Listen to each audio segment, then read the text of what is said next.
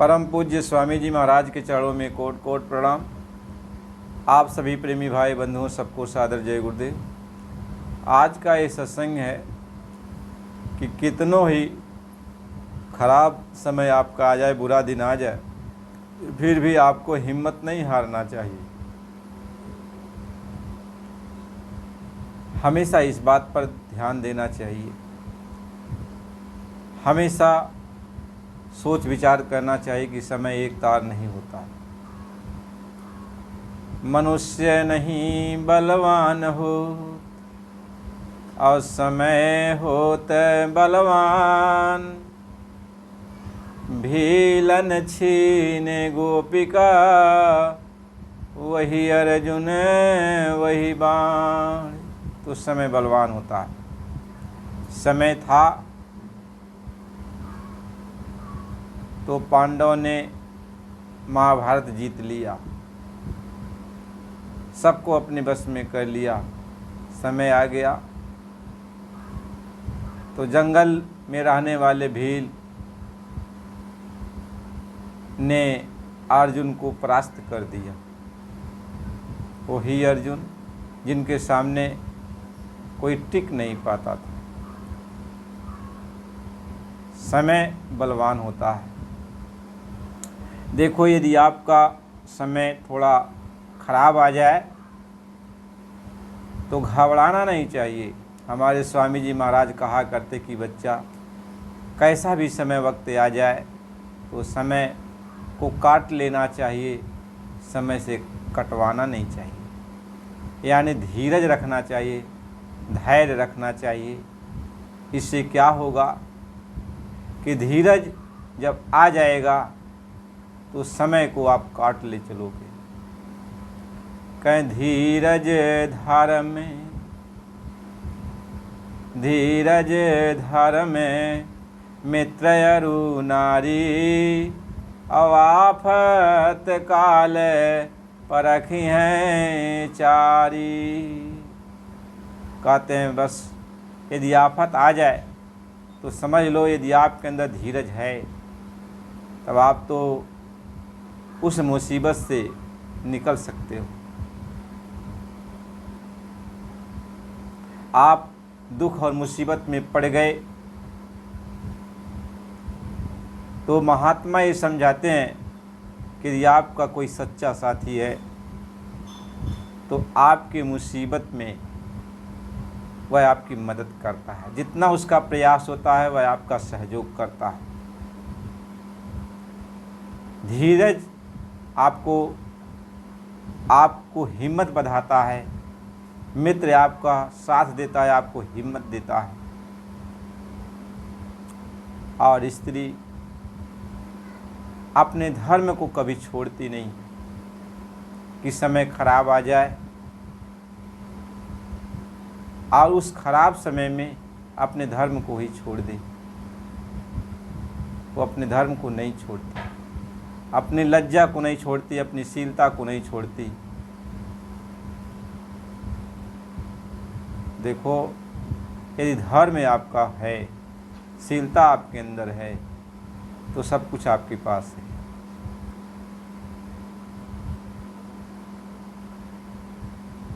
महात्मा ये समझाते हैं, ये सब मुसीबत जब आती है तो इसमें आपको घबराना नहीं चाहिए, इनका सहारा लेना चाहिए, इनका सहारा लेना चाहिए। हमारे स्वामी जी महाराज कहा करते कि बच्चा, बहुत समय पहले की बात है, अकाल पड़ गया था। तो अकाल जब पड़ गया तो मतलब अब अन्न तो हो नहीं रहा था, पानी बरस नहीं रहा था, अन्न हो नहीं रहा था। तो लोग भूखों से मरने के कगार पर जब आ गए तो गांव के गांव लोग पलायन कर दिए, गांव छोड़ने लगे और सोचे कि चलो अब दूसरे शहर में चला जाए। यानी जिधर मतलब अकाल नहीं पड़ा हुआ है उस शहर में जाने की लोग कोशिश करने लगे। तो बहुत लोग जाने भी लगे। अपना देश छोड़ करके पराये देश में जाकर लोग अपना मजदूरी नौकरी करने लगे। तो एक ब्राह्मण का परिवार था, वह भी अपना जो है परिवार को लेकर के चला गया परदेश। तो पहले के लोग बड़ा ईमानदार होते थे, आज के लोग तो बेईमान हैं। समय वक्त जैसा पड़ता है वैसा छीना छपटी करते हैं, कपट भाव रखते हैं। लेकिन पहले के लोग बड़ी सादगी में रहते थे, सज्जनता उनके अंदर कूट कूट कर भरा था। वह एक दूसरे पर भरोसा करते थे। तो पंडित अपनी पंडिताइन को लेकर के वह भी परदेश चले गए। अब पंडित को तो और कोई काम आता नहीं था, तो सोचे करूं तो क्या करूं, यहाँ कोई हमारा परिचय का भी नहीं है, परिचय का भी नहीं। तो एक सेठ के यहाँ गए और सेठ से कहें कि देखो मैं परदेसी हूँ, हमें आप रहने के लिए एक मकान दीजिए, कोठरी दे दीजिए, और अभी हम जा रहे हैं शहर में, अपनी नौकरी ढूंढेंगे, धंधा खोजेंगे और कोई धंधा मिल जाएगा तो जब हमें पैसा मिलेगा तो महीने में आपका जो है मकान का भाड़ा हम दे देंगे। तो वो सेठ जो है दे दिया, कहा ठीक है। एक कमरा दे दिया, एक बरामदा दे दिया। अपना जो है पंडिताइन और पंडित जी वहाँ पे रहने लगे। पंडित जी ने पंडिताइन से कहा कि अब हम जा रहे हैं शहर में नौकरी ढूंढने के लिए। तो पंडित जी घूमे टहरे, लेकिन कहीं बात बनी नहीं, नौकरी के लिए उनका कहीं बात बनी नहीं। तो पंडित जी वापिस आ रहे थे तो देखें कि चौराहे पर एक मोची जूता गांठ रहा था, जूता गांठ रहा था। तो पंडित जी सोचने लगे कि ये जूता गांठ रहा है, बहुत सारे लोग आ रहे हैं, तो वहाँ कुछ समय रुकें और देखें कि मतलब अच्छा खासा पैसा वो कमा रहा है। तो उन्होंने उस मोची से पूछा कि बताओ ये जो सामान है, जो तुम जूता गांठने का सामान रखे हो, ये कहाँ मिलेगा? कहीं जो सामने वाली दुकान है उस दुकान पर आप चले जाओ, वहाँ मिल जाएगा। तो वह दुकान पे चले गए पंडित जी और दुकानदार से कहें कि हमको जो है ये मोची वाला जितना भी सामान है वो हमको दे दो। और दुकानदार ने कहा ले लो, दुकानदार ने दे दिया। लेकिन पंडित जी ने कहा कि भाई देखो, हम कल से आपके ही सामने बैठेंगे और जो भी पैसा हमको मिलेगा वह पैसा आपको हम दे देंगे, आप अपना जो भी सामान का दाम होगा आप काट लेना, और सामान भी आपके ही यहाँ रखेंगे, हम परदेसी हैं। तो दुकानदार ने कहा ठीक है, जब पैसा हो जाएगा दे देना।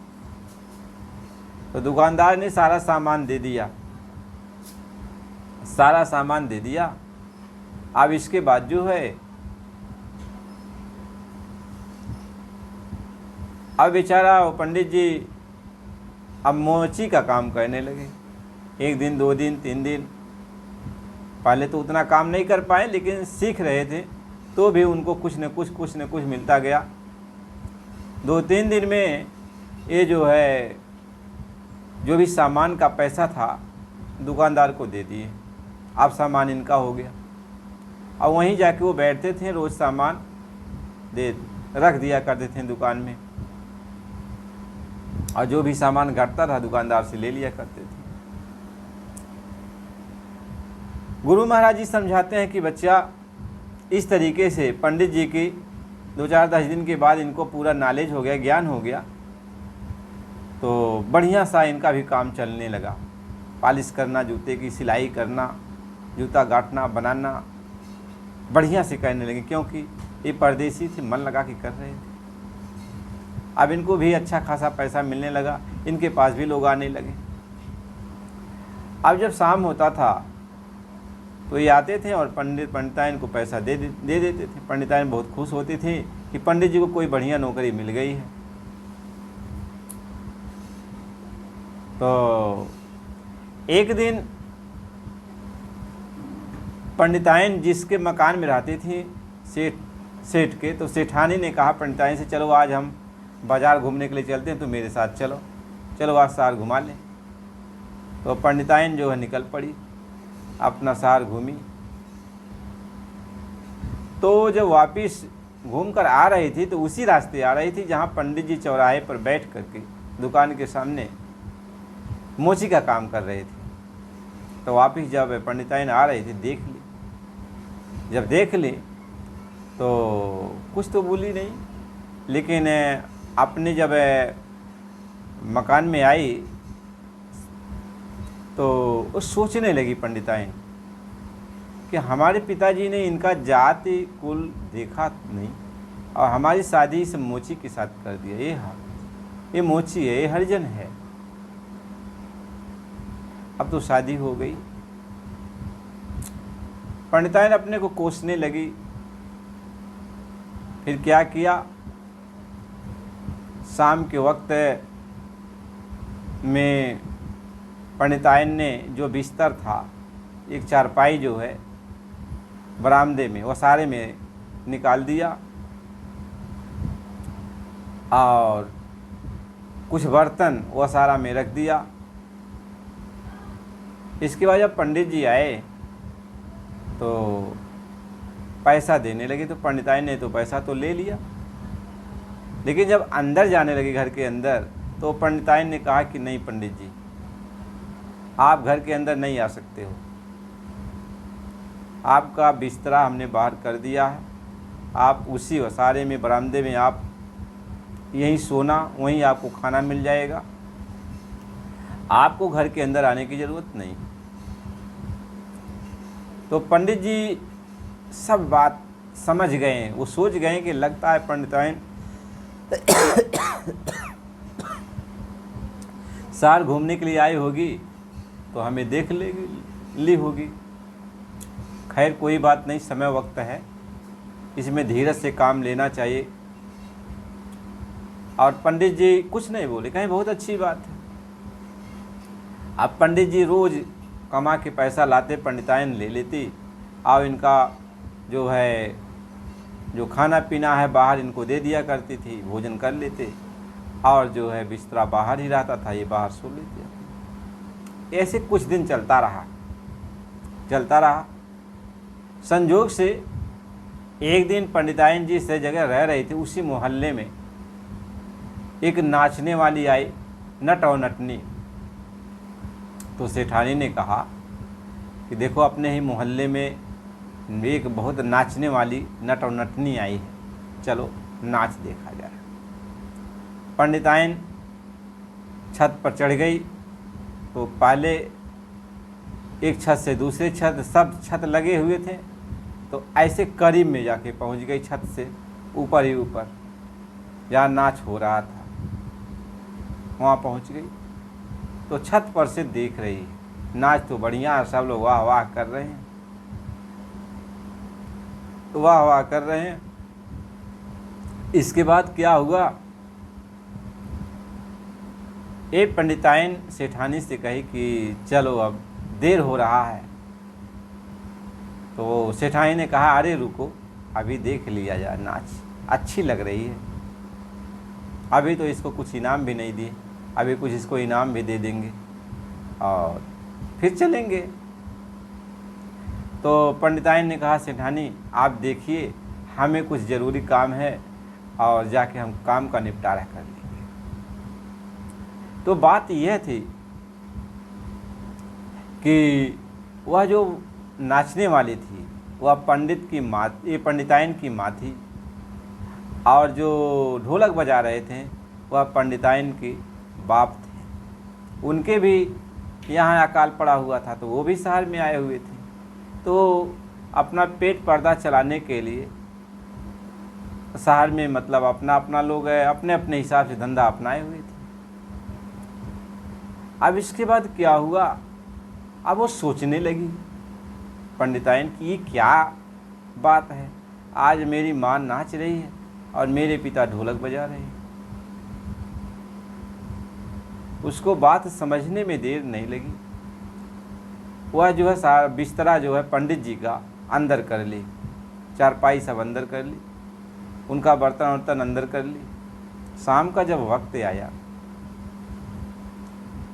और पंडित जी अपना जो है मोची का काम करके वापिस आए और पैसा पंडितायन को देने लगे। पंडितायन ने पैसा ले ली और इसके बाद पंडित जी बाहर बरामदे में ही खड़े रहे तो पंडित का हाथ पकड़ के पंडितायन कह रहे कि आप अंदर चले आइए, घर के अंदर चले आइए। तो कहे नहीं नहीं, हम इसी बरामदे में ही रहेंगे, वसारे में रहेंगे। कहे नहीं नहीं, आप अंदर चले आइए। तो पंडित को ये मालूम था कि मेरी सास नाच रही है और मेरे ससुर जो है ढोलक बजाते हैं। पंडित जी इसको जान चुके थे और पंडित जी के अंदर ज्ञान पैदा हुआ कि हो सकता है ये अपनी माँ को नाचते हुए, अपने पिता को ढोलक बजाते हुए देख ली। तो पंडित जी अंदर गए, कहें कि देख पंडितानी, मैं भी सच्चा पंडित हूँ और तू भी सच्ची पंडितायन है और तेरा बाप भी सच्चा पंडित है और तेरी माँ भी सच्ची पंडितायन है। लेकिन देखो वक्त है, ये परदेश है, हम लोग आए हैं अपने जीवन को बसर करने के लिए, किसी तरीके से जीवन बसर हो जाए और जब अकाल ख़त्म हो जाएगा हम लोग फिर अपने देश वापस चलेंगे, फिर अपने काम में लग जाएंगे। यहाँ परदेश में हमारा आपका किसी का कौन परिचय है? कोई परिचय वाला तो है नहीं, कोई अपना सगा वाला तो है नहीं कि हमें कुछ कहेगा। हम किसी तरीके से ईमानदारी से तो अपना काम कर रहे हैं, किसी के आगे हाथ नहीं पसार रहे हैं। मोची का काम कर रहे हैं तो हम मोची थोड़ी हो गए। ये है कि किसी के आगे हाथ नहीं पसार रहे हैं, दो पैसा मिल रहा है, इससे पेट पर्दा चल रहा है। समय जब वक्त बदल जाएगा तो हम लोग चलेंगे। इसके बाद समय वक्त बदला, उनके देश में भी बारिश होने लगी, सब लोग अपने देश वापस जाने लगे। तो पंडित पंडितायन भी सब वापस जाने लगे, अपने देश चले गए। तो स्वामी जी महाराज कहा करते कि बच्चे जब कोई वक्त समय आ जाए, कोई आपको ऊपर मुसीबत आ जाए तो घबराना नहीं चाहिए। हाँ, अपना धर्म नहीं छोड़ना चाहिए, अपना धर्म नहीं, अपने धर्म को बचा के रखना चाहिए, धीरज रखना चाहिए, धर्म को बचा के रखना चाहिए और समय को काट लेना चाहिए। मालिक साथ देता है। ये नहीं है कि समय मुसीबत आ जाए तो अपने धर्म को ही छोड़ दो, कि धर्म को छोड़कर चाहे जैसे बने, चाहे कोई धंधा अपना लो और सोचो कि इस धंधा करने से हमारा पेट पर्दा चलेगा। नहीं, ईमानदारी मेहनत से काम करो लेकिन अपने धर्म को बचा के चलो। गुरु महाराज इस बात को समझाते हैं। इसलिए कोई भी समय आ जाए, जब मुसीबत का समय आ जाए, परेशानियों का समय आ जाए, तो हिम्मत से काम लेना चाहिए, धीरज से काम लेना चाहिए। देखो सबसे बड़ी बात तो ये है, गुरु महाराज ये समझाया करते थे कि बच्चा थे, जब मुसीबत आती है, परेशानियाँ आती हैं तो धीरज के बाद टूट जाते हैं। जब मुसीबत परेशानियाँ आती हैं तो धीरज के बाद टूट जाते हैं। बड़े बड़े लोगों का धीरज टूटते हुए हमने देखा है, घबरा जाते हैं, सोचते हैं कि यह इस परेशानियों का अंत ही नहीं होगा और जो भी मन में आता है कर बैठते हैं। लेकिन नहीं, गुरु महाराज जी समझाते हैं कि मैं तुम्हें इस बात को बताता हूँ कि अपने धीरज को कैसे कायम रखना है। ऐसा वक्त आता है तो गुरु महाराज जी ने कहा कि मैंने जो तुम्हें रास्ता दिया, नाम बताया प्रभु का, इस नाम को तुम बराबर अपने हृदय में उतार लो, बराबर इस नाम का जाप करते रहना, बराबर याद करते रहना। तो नाम के प्रताप से तुम्हारे अंदर वो ताकत पैदा होगी, तुम्हारे अंदर वो शक्ति पैदा होगी और जो आफत मुसीबत आई है, ये परीक्षा की एक घड़ी है। इस परीक्षा की घड़ी में यह नाम ही तुम्हारा एक कवच बन जाएगा। यह मेरे दिया हुआ जो नाम है, यह एक कवच का काम करेगा, यह एक शक्ति का काम करेगा, जिससे तुम मुसीबत से बचने लगोगे। तुम्हारे अंदर ताकत हो जाएगी, हमारा मालिक हमारे साथ में है, हमारा भगवान हमारे साथ में है। कोई भी मुसीबत आ रही है, मेरा भगवान मुझको बचा लेगा, इस आफत मुसीबत से मेरी रक्षा करेगा। तो तुम प्रभु पर भरोसा करो। अपने मालिक पर, अपने सदगुरु पर, अपने भगवान पर भरोसा करो और भगवान के बताए हुए, गुरु के बताए हुए रास्ते पर चलो, उनके नाम का जाप करो। मुसीबत धीरे धीरे, मुसीबत तो आती है, बता कर तो आती नहीं, लेकिन आ जाती है। जो मुसीबत आ जाती है तो वह मुसीबत धीरे धीरे ही जाती है, एक बैग नहीं जाती। लेकिन जब नाम का जाप करते रहोगे तो मुसीबत को आप सहते जाओगे, मुसीबत को बर्दाश्त कर लोगे और धीरे धीरे मुसीबत निकल जाएगी। लेकिन भगवान के नाम का सहारा छोड़ दोगे, प्रभु की भक्ति छोड़ दोगे, प्रभु पर अविश्वास पैदा होने लगेगा, तो समझ लो धीरज कोई आज तक न रख पाया है न रख सकता है। उसका सब कुछ चला जाता है, उसका धन, धर्म, सारी मान मर्यादा, सब कुछ मिटिया मिट हो जाती है। इसलिए आफत मुसीबत के समय में, कठिन परिस्थितियों में भी प्रभु के नाम का कभी भी स्मरण बंद नहीं करना चाहिए। प्रभु के नाम का हमेशा सिमरन करना चाहिए। महात्मा कबीर साहब ने भी कहा कि सुख में सुमिरन सब करे, दुख में करे न कोई। और जो कहें दुख में सुमिरन सब करे, सुख में करे न कोई। और जो सुख में सुमिरन करे तो दुख काहे को। दुख आने पर तू मालिक के नाम का सिमरन कर तो दुख धीरे धीरे चला जाएगा। और सुख मिल जाओ, सुख में ही तू नाम का सिमरन करते रह जा तो दुख काहे को आएगा, दुख आने ही नहीं पाएगा, आने ही नहीं पाएगा। तो ये नाम दुख में भी और सुख में भी दोनों समय आपका संभाल करता है। इसलिए नाम को हमेशा हमेशा याद रखो। प्रभु के बताए हुए नाम पर विश्वास करके समय से, नित्य नियम से ध्यान भजन सिमरन करो और बराबर चलते उठते बैठते सोते जागते प्रभु के नाम का सिमरन, हर वक्त प्रभु पर भरोसा करो और अपने धर्म को बचा के रखो। देखो एक भजनानंदी पुरुष को ज़्यादातर उसको एकांत अच्छा लगता है। प्रभु के नाम का जाप करने वाले को अपने वाणी पर संयम करना चाहिए। यदि वो वाणी का संयम करता है तो उसको वाक्य सिद्धि प्राप्त हो जाती है, जो कहेगा वो हो जाता है। प्रभु के नाम का जाप करने वाले को प्रभु का नाम ही अंदर अंदर जपना चाहिए और दुनिया के लोगों से बकवास नहीं करना चाहिए, प्रलाप नहीं करना चाहिए, इसमें अपने समय को बर्बाद नहीं करना चाहिए, ज़रूरत से ज़्यादा किसी से बात नहीं करना चाहिए, ज़रूरत से ज़्यादा किसी का साथ नहीं करना चाहिए। ये सब भजनानंदियों का गुण होना चाहिए।